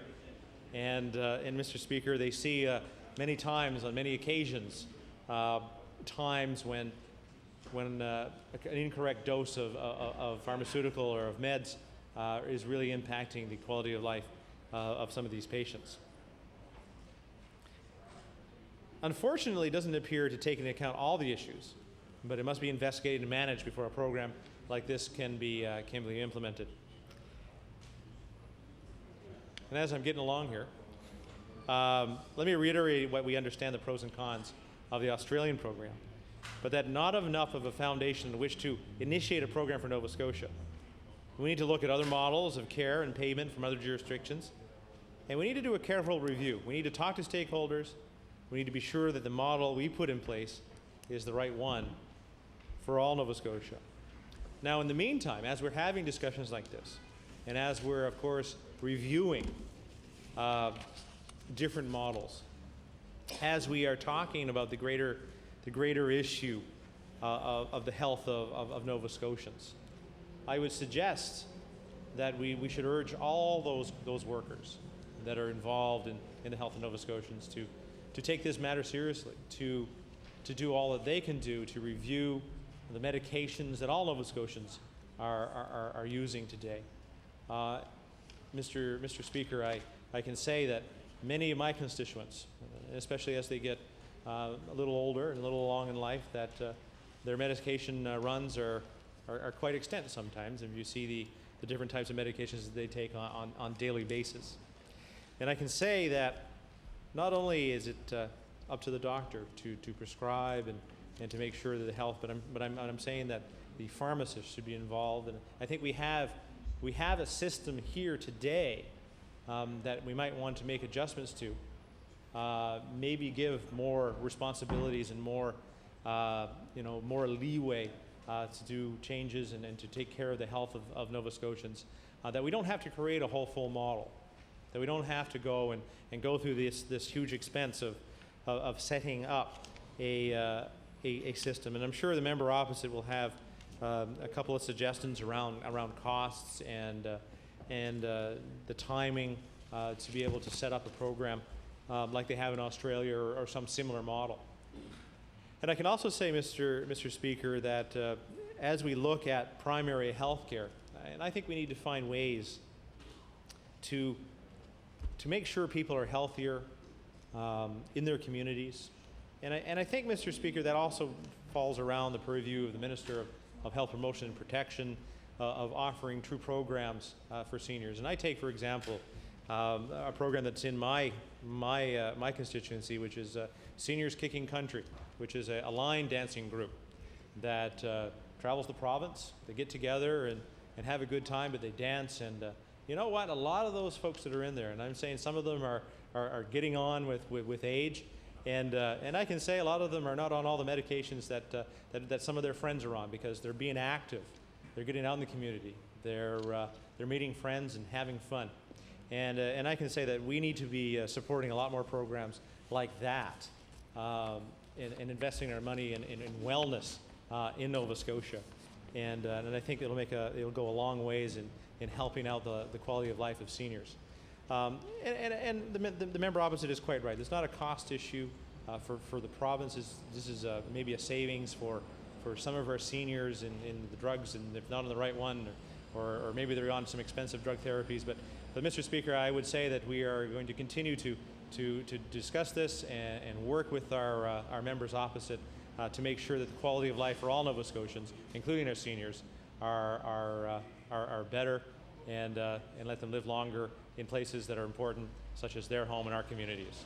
So with that, Mr. Speaker, I would take my place and let the honourable members discuss this some more.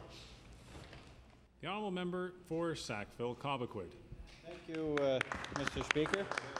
And first, I want to thank the member from Annapolis for bringing forward this piece of legislation, Bill 36, because I think it's important that all members of this House talk about important issues to the residents of Nova Scotia, to the residents here in our province. And I think a topic of seniors' safety, I believe, and especially around healthcare, is a topic that all members would have interest in, and especially try to see what we could do to improve the current system or the current status in that around that issue here in the province, Mr. Speaker.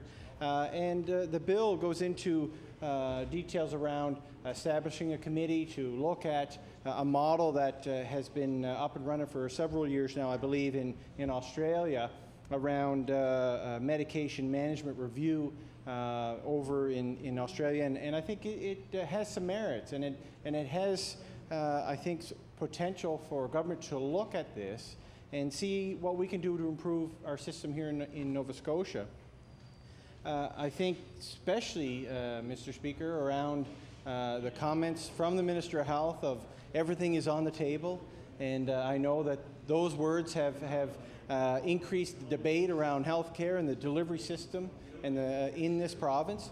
And I, for one, have great interest in ensuring that those delivery systems are protected under the public health system that we see here in the province. And I believe this could definitely be worked into the system we have today, because I think it's an important issue, and it's important that we talk about our seniors and the medication they use, Mr. Speaker.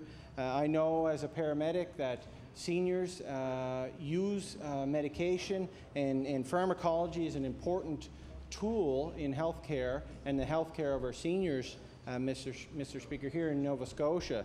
And a large portion of our seniors use one or several medications to hopefully prolong their life or help them deal with a health issue that they're fighting or an ailment, Mr. Speaker.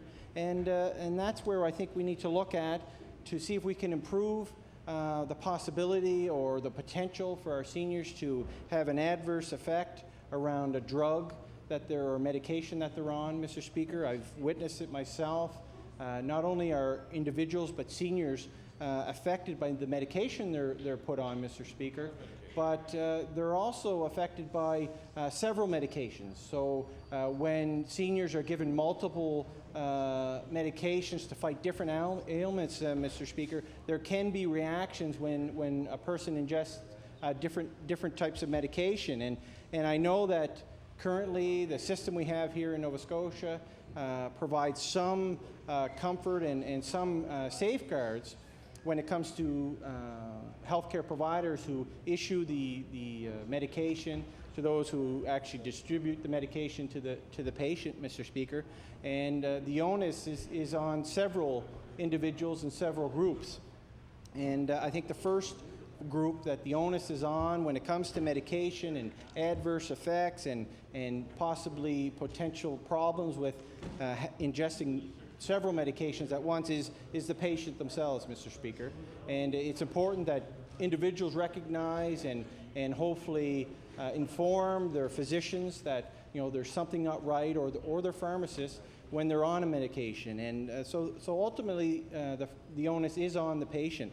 But also I think our physicians have a huge responsibility when we talk about this issue, Mr. Speaker, because those are the individuals in our province that are actually prescribing the medication to individuals.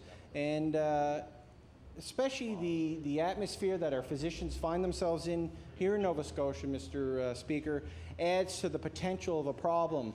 And what I mean by that is it's the fact that most of our general practitioners here in the province have thousands of patients, Mr. Speaker, thousands. And with those increased of visits that individuals have to these physicians' office, the increase of requests to hopefully get some kind of medication so that it can improve their life or hopefully get them through that ailment, it also puts another burden on that physician to ensure that he or she is giving the proper medication and that there's no reaction when they're on multiple medications, Mr. Speaker. But with the increase of pharmaceutical companies distributing more medication to hopefully increase the ailments that we can hopefully cure or fix in healthcare or in a certain disease, Mr. Speaker, it's harder for physicians to maintain that level of knowledge around pharmaceuticals and their adverse effects and the possibility of complications when a patient's on several medications, Mr. Speaker. So also, the onus would be placed on the pharmacists at that point, Mr. Speaker, where many of them try to do their best today to ensure that the medications they distribute to residents are the proper medications, or medications that will actually better their lives. But, Mr. Speaker, I know from past experience that seniors don't just use one pharmacy, Mr. Speaker. They use several. I've witnessed many times going to a call, Mr. Speaker, where you've asked the senior for medication, and they have medication from several different pharmacies, Mr. Speaker. So with that, the onus definitely, another person the onus is on is government. And I think it's important that government recognize that they do play a role in this, and that they could help alleviate some of the problems or some of the concerns that the member from Annapolis Valley has around seniors and the medication they're on and the possibility of an adverse effect from taking medications, Mr. Speaker. The government needs to recognize that they could do or put in place not only this committee, maybe to look at what we see in Australia, but they could look at, and hopefully we'll see this one day, is a provincial-wide link between pharmacies, physician's office, and the Department of Health, Mr. Speaker, where if a senior goes to one pharmacy and fills a prescription, and then maybe because they're at the cottage in a different part of the province, they go to another pharmacy, Mr. Speaker, that link between these pharmacies and between physicians' offices and between the Department of Health, that those potential risks are caught early on before a senior could potentially be affected by the medication mix or the adverse effect of a medication on them, Mr. Speaker. So I think it's important that government look at good public policy, no matter what party brings it forward, especially when it comes to the floor of this legislature, no matter what party brings it forward, to look at it and potentially see what we can come to hopefully improve the lives of our seniors, but most importantly, potentially reduce the healthcare costs and the healthcare budget. So I think with at least looking at what the member from Annapolis Valley, Annapolis brought forward, that we can take those steps to ensure that our seniors are on the right medication, that they aren't potentially putting themselves at risk, and that we have another step to hopefully minimize the costs in health care when a senior may have a reaction, Mr. Speaker, because there's a huge cost on the healthcare system when a senior is potentially at risk and has some kind of medical problems due to what some people call over-medicating or adverse effects with medications or mixtures of medications, Mr. Speaker. And potentially it could reduce not only the healthcare budget when a senior has an issue or a medical emergency who might potentially need to be seen in an emergency room, but the cost on our seniors' pharmacare program, Mr. Speaker. It's a huge cost that's growing every year, and potentially a program that simulates the one we see in Australia, could reduce the number of medications seniors are on, hence reduce a cost not only to that senior for their copay or for their subsidies, but what government is responsible for through the pharmacare program, Mr. Speaker.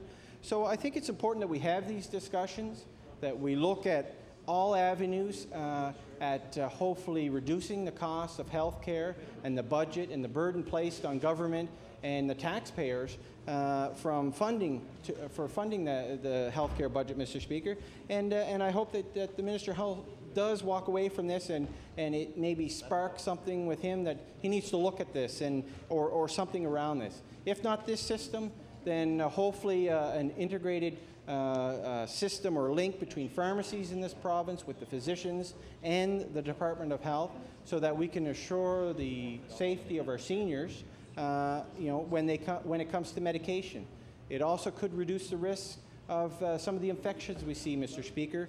Things like MRSA, VRE, or antibiotic-resistant infections that we have in our hospital systems now, Mr. Speaker, and that's largely due of over-medicating and prescribing antibiotics when really they're not needed. So I see a lot of potential with this piece of legislation, or at least the concept for government to look at outside the province on what other jurisdictions are doing, like this one in Australia. So with that, Mr. Speaker, I want to thank the member from Annapolis for bringing this forward, and I hope government looks at it and takes something from this to improve the lives of our seniors here in Nova Scotia.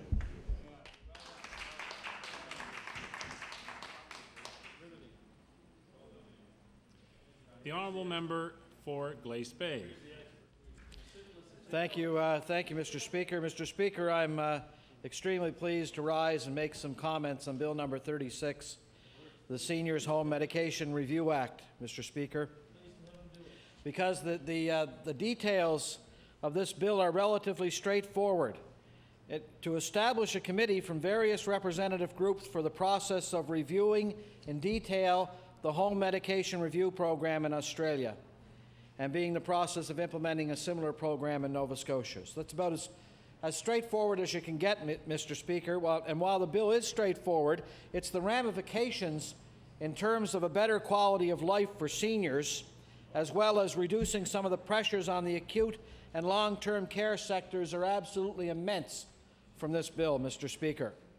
As my honourable colleague from Annapolis stated earlier, Mr. Speaker, this is not about establishing a process that would see seniors cut off from their medications or a review of the formulary for the purpose of removing needed prescriptions from the list. Mr. Speaker, this is about developing a process that will reduce hospitalizations. It's a bill that will reduce drug complications. And most importantly, Mr. Speaker, this is a bill that will improve the quality of life of seniors in Nova Scotia, Mr. Speaker. Mr. Speaker, I know that probably my colleague from Annapolis already stated those points, but I think that those are points that are worth repeating because they're especially important, Mr. Speaker. Mr. Speaker, because the issue of annual senior medication reviews is not new. It's been talked about at the department for some time. And it's not new to the Liberal caucus either, Mr. Speaker, because the suggestion that these reviews be done was recommended in our Liberal caucus wait times report, which goes back about 3 years ago, if my timing is correct. And they were very good reasons at that time. And, these, as you can recall, Mr. Speaker, I'm sure you would, that the Liberal caucus wait times report was compiled after we traveled across this province from one end to the other and listened to various stakeholders and ordinary Nova Scotians, Mr. Speaker, who were telling us about what the problems were within the health care. And one of the main things that we did find out that this was one of the problems because of everything that accrues from this, Mr. Speaker, in terms of what can be done if indeed there is an annual review of the pharmaceuticals that are used for seniors. And Mr. Speaker, any process that ensures that we're going to reduce, for instance, hospitalization and frees up beds for other uses like the availability of a bed to recuperate from surgery, Mr. Speaker, is a good process. It's a good idea.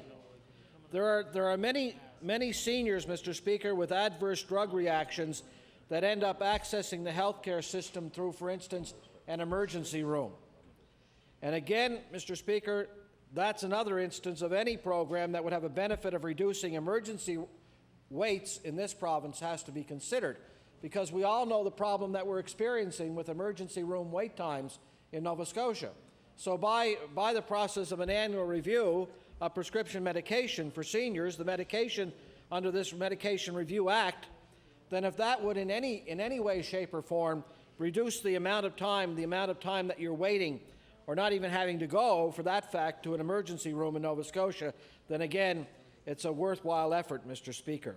There were other, and again, I think that my colleague from Annapolis backed up his position with some some very solid research and some very solid numbers, Mr. Speaker, numbers that merit serious consideration of this bill. Mr. Speaker, there were also other findings in this same study that reviewed the impact that adverse drug reactions have on hospital admissions as well. Because according to these findings, 13 to 22% of hospital admissions are due to medication-related problems. Prescribing factors, Mr. Speaker, were considered responsible in 26% of such admissions, and patient noncompliance in 27%, and adverse drug reactions in a further 47%. So, Mr. Speaker, older people are most vulnerable to adverse medication-related events. There's about a quarter to a third of unplanned hospital admissions involving the older population, and they are medication-related, Mr. Speaker. I don't know if, for instance, if we hadn't brought this to the attention of the legislature and to the attention of perhaps the general public, that a lot of people would realize that a lot of the visits that are made to emergency rooms, a lot of the beds perhaps that are taken up in hospitals, could actually be prevented. I don't think there's any question about that. They could actually be prevented if this kind of a review was done on an annual basis. It's very easy, Mr. Speaker, and because of medical complications, it's very easy for seniors, whether or not, no matter how much care is provided, how much importance is put on the subject by their doctors or by nurses or whatever, that perhaps because of the condition that the senior suffers from, perhaps that medication, that slip-up or that mistake that's being made could prove to be a hindrance to the senior involved. As a matter of fact, Mr. Speaker, in some cases, that's right, as one member points out to me, in some cases it could prove to be fatal. And it's totally avoidable, Mr. Speaker, in a lot of cases, and this is a way to make sure, or to at least try and make sure, that it doesn't happen.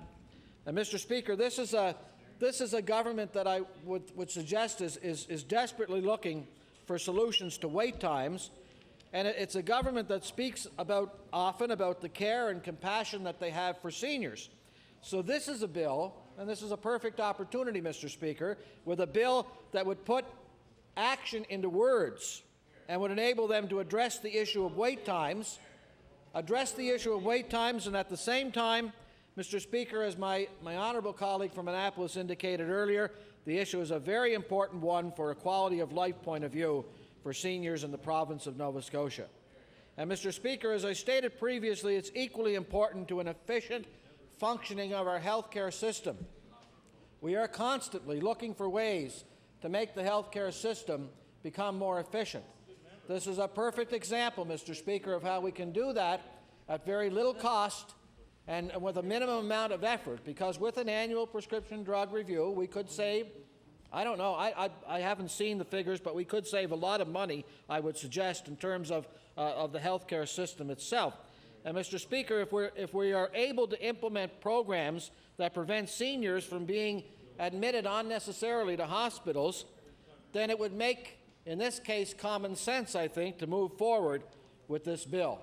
And if we can reduce such things as falls in seniors, and at the same time we make a senior feel better about their medications and how they work, then, Mr. Speaker, now would be the time to move this bill forward, Mr. Speaker. So, you know, this bill is a positive one, I think, that would yield positive results for all parties that are involved, Mr. Speaker.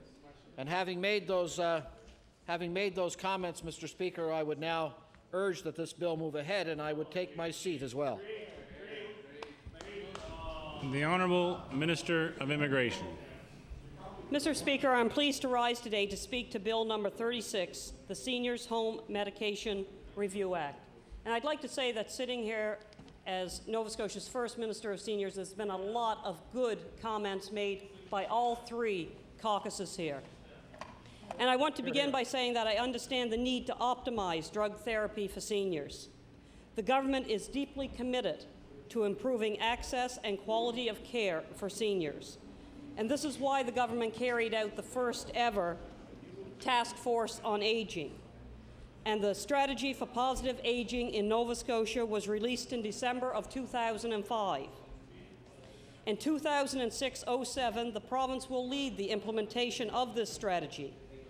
It identifies vision, guiding principles, positive aging goals, and key societal actions that must be undertaken to meet the needs of seniors and provide them with a positive aging experience.